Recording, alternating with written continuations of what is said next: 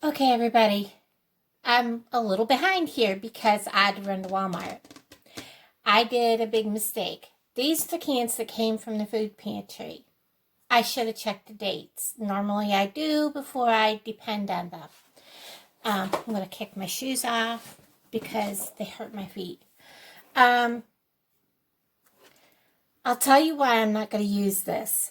The date on this, the expiration date, is September 21st, 2021.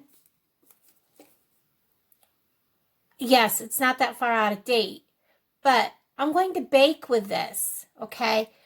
When you heat up milk, any kind of milk that is close to expiring or is expiring, you have a high chance of that milk curdling. Do I want to take that chance in my pie? No, I don't.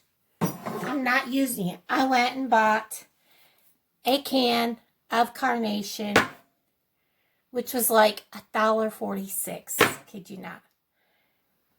I just don't even want to go there. The pumpkin and this cost me $4 and change. No joke. This organic Libby's pumpkin. October 2020. I thought, wow, that can looks kind of, rusty around the edges. Looks kind of funky. I turned it over, saw the date. There's no way in heck I am using this. A year expired. Not happening. There's some of y'all out there that'll disagree with me and would use that. I'm not. I'm not putting spoiled food in my stomach. Now, I like Libby's. I love their recipe. And I'm going to get my can opener. And we're going to get to work at this. Got my can opener, guys. I was so disappointed in, yet again, getting spoiled food from the food pantry, which happens often in our food pantry. Yes, I get a lot of food, but you really have to watch the dates on the bottom of the cans. On all of it.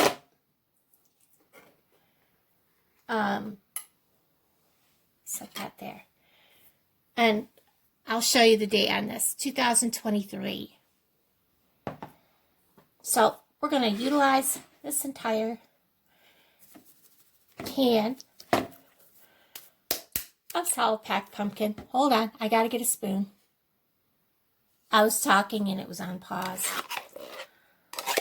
I love using this spatula that I got from Tupperware.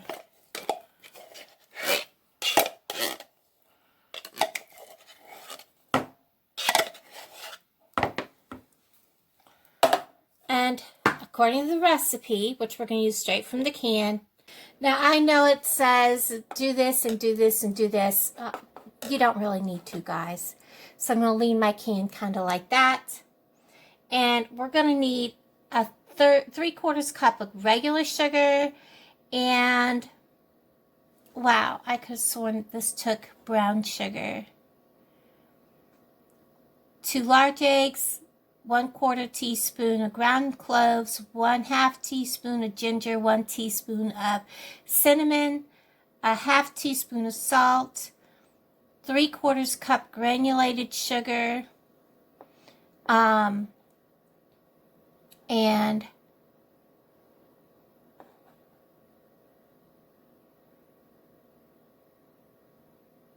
oh, that's the new fashion pumpkin pie. Let me come back over here and look at just this. Yes, I do need the whole can. I was like, wow, could have sworn it was the whole can. We do need the whole can. Take that back. They got 2 recipes on here, guys. Let's just stick to one side of this. Okay, we're going to stick with one side. All right. Goodness gracious, guys. When did they put 2 recipes on this thing? It just screwed me up. Okay. 1 can of pumpkin, 15 ounce. 1.5 cups or 1 can, 12 ounce of evaporated milk. 3/4 cup sugar. 1.5 teaspoon salt. Or 1 teaspoon salt. let me start this over.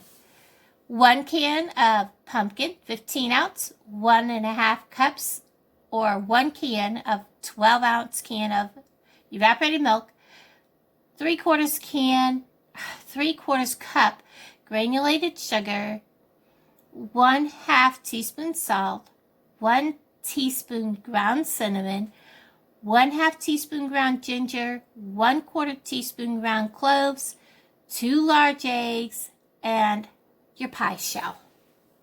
So, I know it tells you to put the dry ingredients here and this here and that. I never did. Neither did my mother. I'm going to add my 3/4 cup of granulated sugar. And I don't have it with me.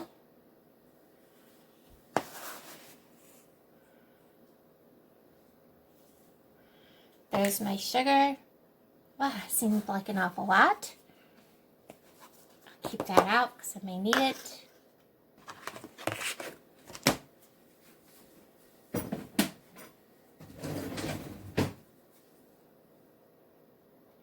Okay, guys, now I need to add a 1/2 teaspoon of salt. I'm double checking. It says 1/2, 1/4, 1/2. Set that out of the way. Here is my 1 teaspoon of cinnamon.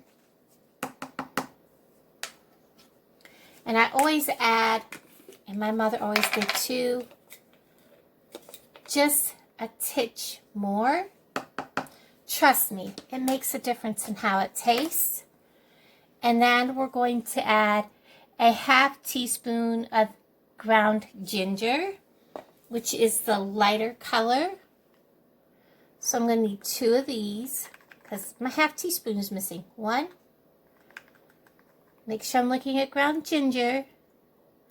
And it is a 1/2. So there we go. And then wipe that off. 1/4 teaspoon of ground cloves. And that is a rounded 1/4 of cloves. Now I don't add extra of the ginger. It is a strong seasoning to begin with. Oh.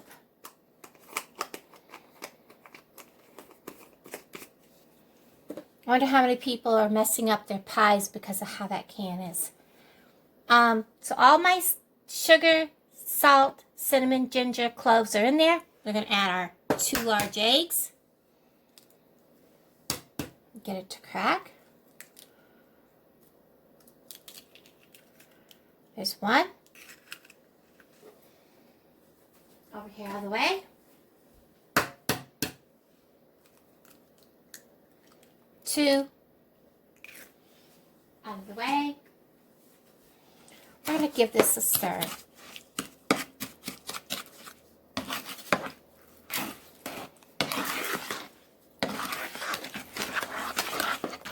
Doesn't that look rich?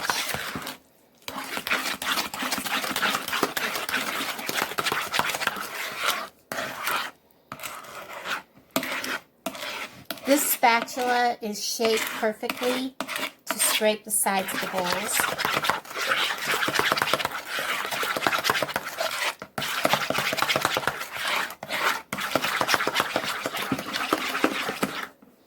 I'm going to grab this can of evaporated milk and I'm going to start pouring the rest of this in here.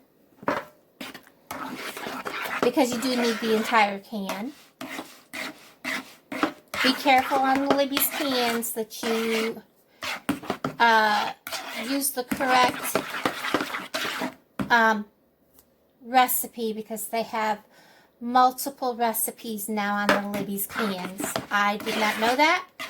And I almost messed up my recipe, guys.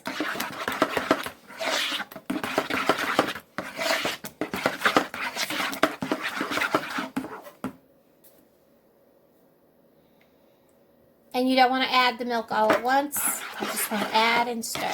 I'll bring you back when I get it all stirred in. Okay, so I have it all stirred in. You can see all those spices that are in there. We're going to set this aside until we're ready to pour it in a pie dish. I am not pouring this into my pie dish till I'm at the oven. So I'm going to put it over on my stove for now. Okay, so we're back to making the pie crust. There is 1 1/3 cup of flour in here. We're making a single crust, so I'm halving the recipe. You're going to need 3/4 of a teaspoon of salt. I only have 1/4, so we're going to use 3 of those. So there's 3/4 of a teaspoon of salt. That's half of a 1 1/2. Set that aside. And then you're going to need to cut in. I'm going to give this a little fluffy stir. And then we're going to add 1/3, which is half of the full recipe, 1/3 cup of shortening. I know there's people out there that put vodka in theirs. Whatever, people. Whatever floats your boat. I don't. Just, that's my preference. Again, to each their own. I'm just going to do this, just like I did in my last video. It is the easiest way to get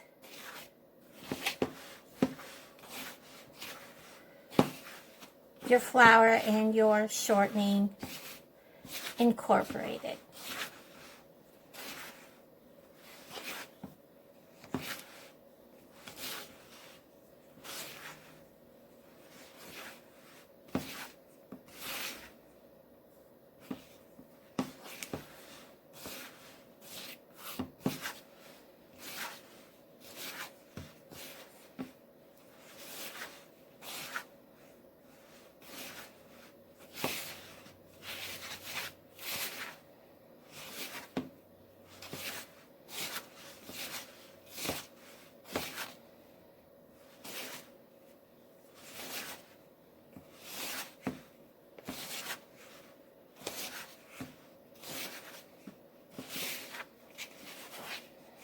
You'll make sure you have it all up from the bottom.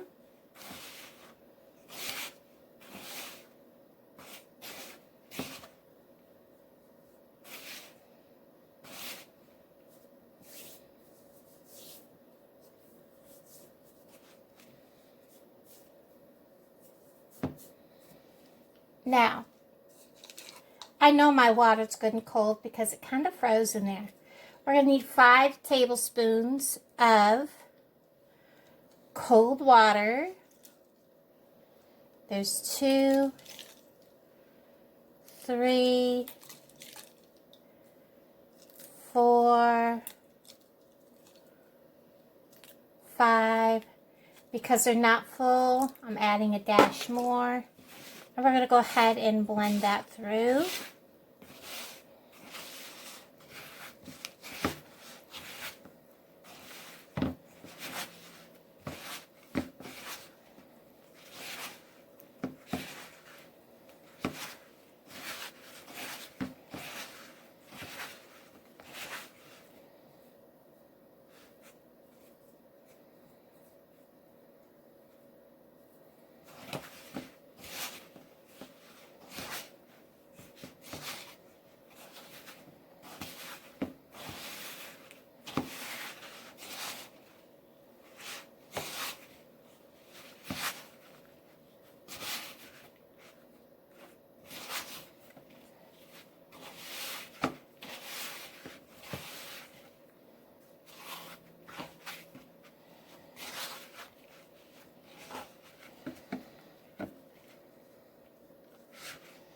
I think that will roll.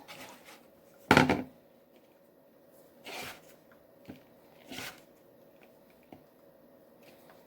don't know, guys.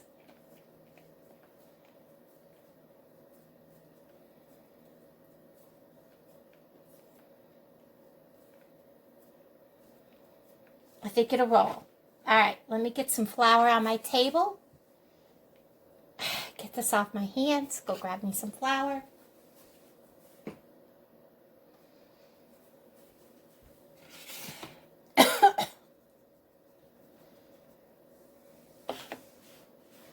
Remember, this is a single crust. Flour on my rolling pin.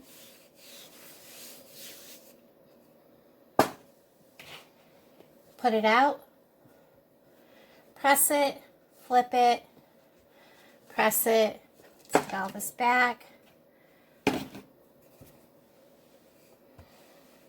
Always roll from the middle out.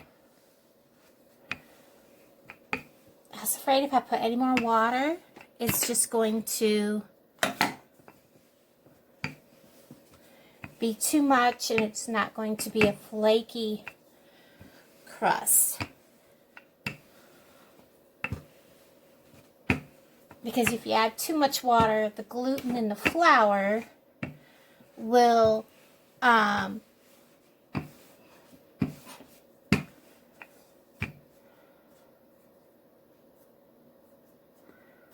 become too sticky and it just won't be flaky.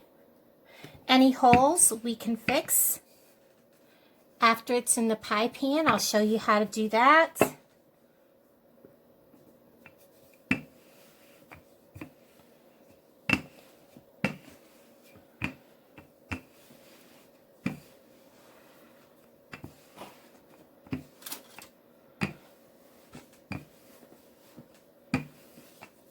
And no, I'm not getting a pretty, perfect, round.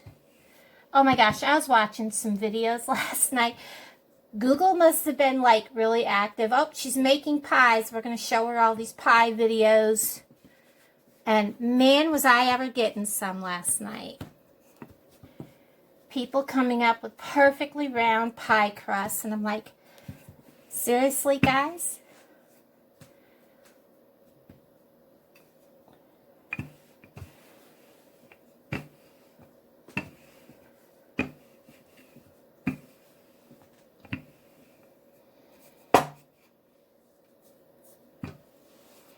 I'm going to show you real life. I'm going to go get my pie pan and I'll be right back.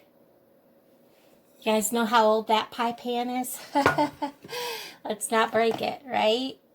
Alright, I'm going to pick up my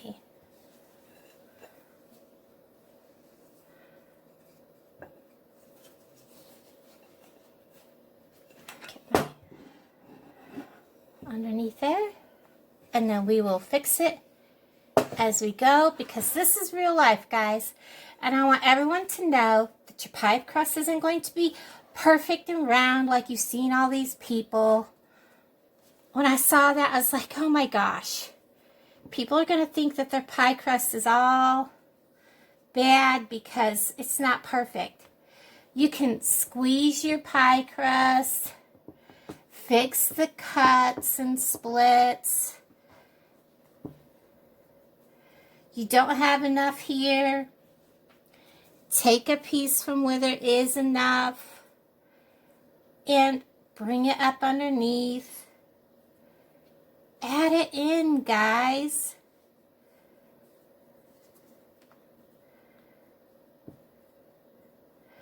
Don't think you're a failure because your pie crust or anything you make does not look like these perfectionists. Because like I always say, we're not robots. We're real.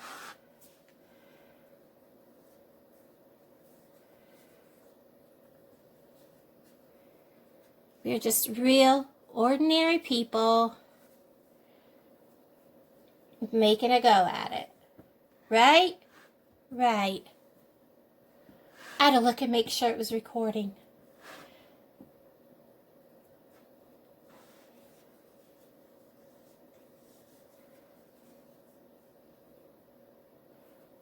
I have a little bit of a thin spot. We're going to add some crust.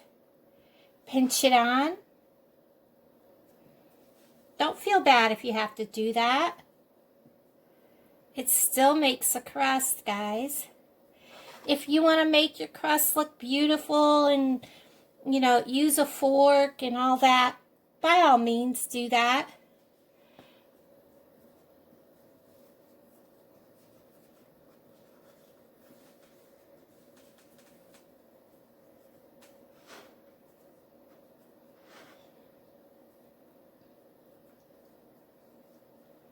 But just for me, I'm not.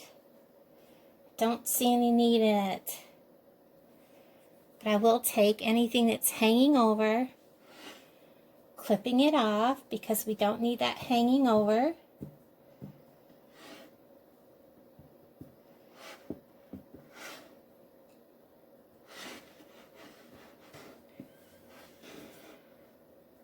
Because it will only burn. There we go. That's done. I'll bring you back when my oven is preheated and we're ready to put this in the oven. Okay, I have you guys kind of perched precariously on your backs. Hope you don't fall. As you can see, I've made kind of a little reservoir with my foil. My oven is preheated. I have my pie pan sitting in there. Is it 425? We're going to bake it at 425 for 15 minutes. This is supposed to fill a 9-inch deep dish pan. This is an 8-inch. I don't consider it a deep dish pan, but yeah. It didn't quite fill it like I thought it would, but there we go. I'm going to get a little closer with you, and then I'm going to slowly show you while I carefully push this back in.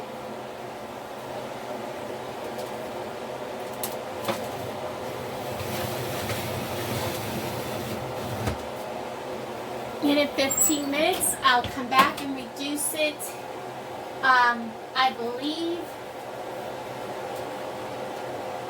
down to 350 for another 30 to 40 minutes. So I'll bring you back. So it's been 40 minutes. I'm going to take it out. Stick my knife in the center. As you can see, it definitely needs more than 40 minutes. I am going to bump this up because my oven cooks slow at 350. So I'm putting it back up to 375. Okay, we're going to check it. It should be done this time. Oh, look at that. Put the knife in. Make sure my knife is dry. Pull it out. That's what you want to see. There's a very little bit on the back, but you know what? That is actually cooked. Let me show you. That is cooked. Perfect. We're going to take this out.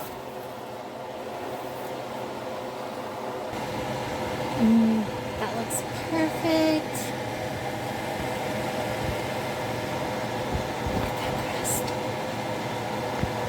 There you go, guys. Thanks for watching.